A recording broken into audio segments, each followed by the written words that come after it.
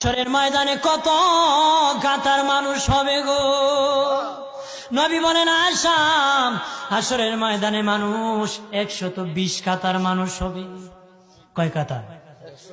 আয়েশা রে, হাশরের ময়দানে 120 কাতার মানুষ হবে। আয়েশা সিদ্দিকা বলেন ইয়া রাসূলুল্লাহ, ইয়া রাসূলুল্লাহ, আমি জানতে চাই আপনি রাসূলুল্লাহর উম্মত কত কাতার হবে? নবী বলেন আয়েশা, আমি রাসূলুল্লাহর উম্মত একাই 80 কাতার হবে। আয়েশা বললেন ইয়া রাসূলুল্লাহ, দিনের নবীজি 80 কাতার দিয়ে আপনার উম্মত হবে, আপনার উম্মতকে কেমনে আপনি চিনবেন? নবী বলেন আয়েশা রে, আমার উম্মতকে 3টা পরিচয় আমি চিনব। 1 নম্বর পরিচয়, আমার উম্মতের কপাল থেকে নূর চমকাবে, নূর চমকাবে। নবী বলে বাবা সাহাবীরাম, অসংখ্য ঘোড়ার মধ্যে যদি কিছু চান কপাল্লা ঘোড়া হয়, এইগুলা চিনতে বড় সহজ হয়।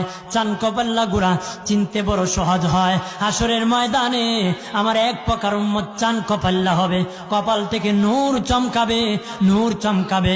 তখন আমি বুঝতে পারবো নূর চমকেওয়ালা তারা সবাই আমি রাসূলুল্লাহর উম্মত।